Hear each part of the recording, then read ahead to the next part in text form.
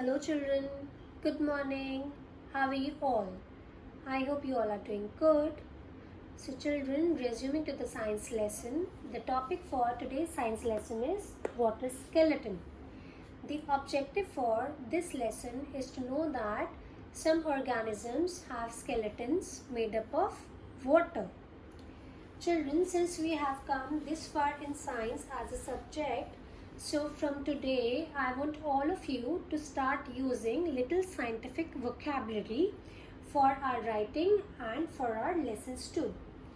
Children, do you remember that few weeks back we had done a unit called Moving and Growing, in which we had talked about human skeletal system. So do you know what are the three functions which are performed by human skeletal system? If not, then we are going to revise it today.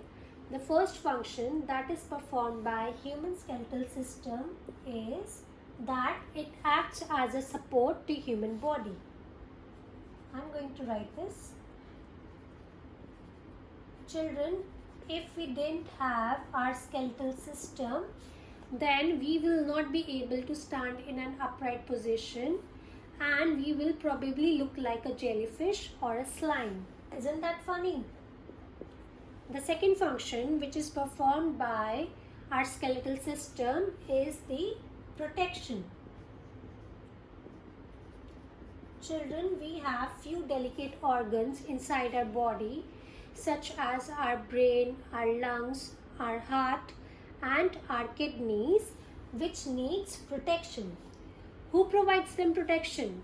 This protection is provided to them by our skeletal system, and our skeletal system prevents them from injuries too.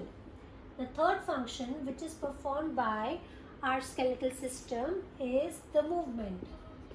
Children, without our skeletal system, we won't be able to move. Our muscles are attached to our bones, which helps us in movement. Now children, can I ask you a word that can be used to describe human skeletal system? That word is endoskeleton.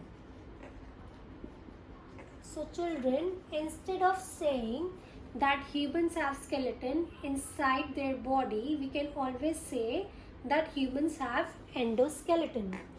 Endoskeleton is our first scientific word for today. Now children, I have done this earlier also, that on the basis of location our bones can be divided into two categories. The first category is the axial bones and the second category is the appendicular bones. Now what are these axial bones?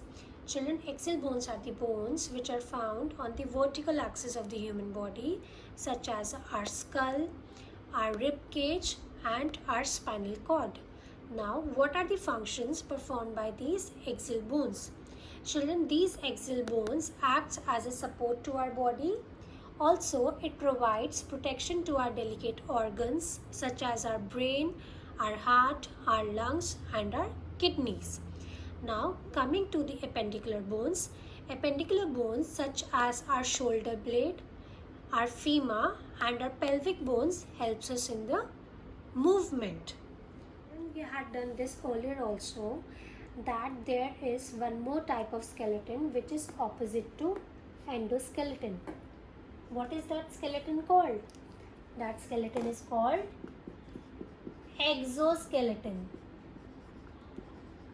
Exoskeleton is the external skeleton that supports and protects the animal body, and it is found in arthropods such as cockroaches, ants, grasshoppers, spiders and insects. Coming to today's lesson, we are going to talk about invertebrates.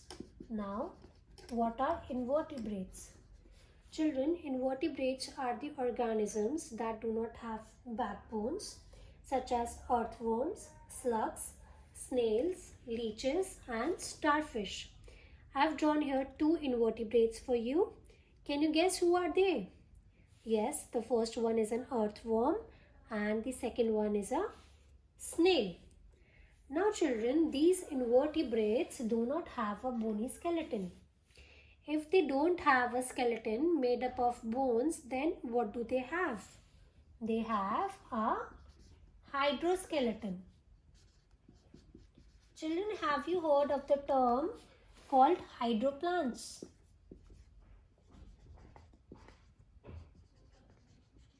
Hydro here means water, and hydroplants are the plants where electricity is generated with the help of water. Now can you relate with hydroskeleton? What is a hydroskeleton? A skeleton which is made up of water is known as a hydroskeleton. Activity time now, children. I have this balloon in my hand. Now what do you think will happen to this balloon if it is filled with an adequate amount of water? Let's see. So I have filled this balloon with water. What changes can you observe in this balloon now? Yes, it has become inflated. And don't you think that this water has given some shape to this balloon? It has given it some support. Similar happens with the invertebrates such as snails, slugs and earthworm. The water skeleton present in them gives them a structure and helps them with movement. Now children, have you ever seen an earthworm or a snail dragging itself into the narrowest part of the soil? How's that possible? Why do snails have shell on them?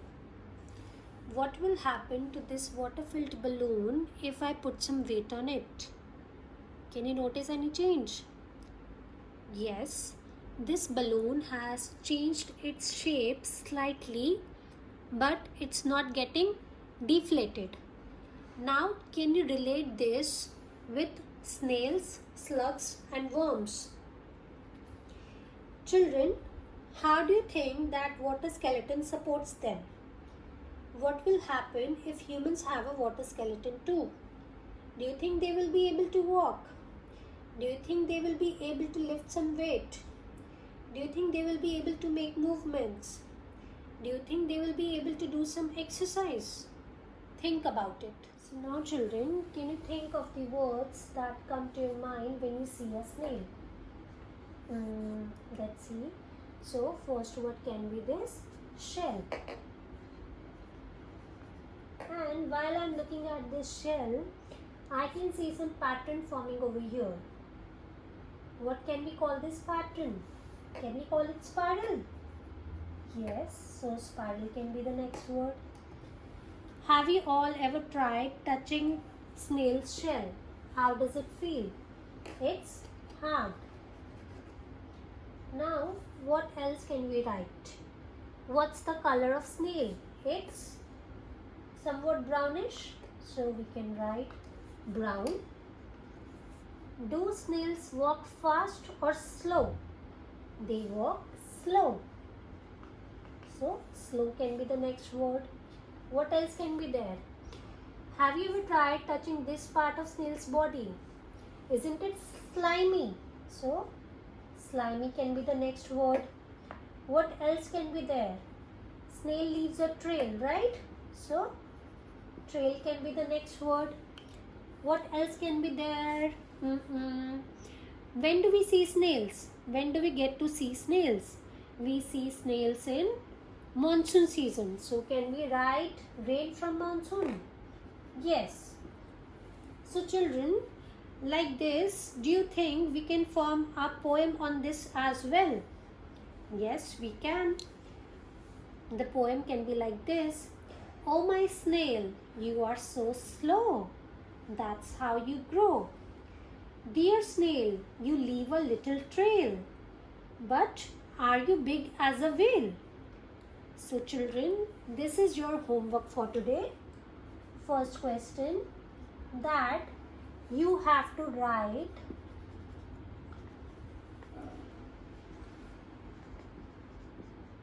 a rhyming or a non-rhyming poem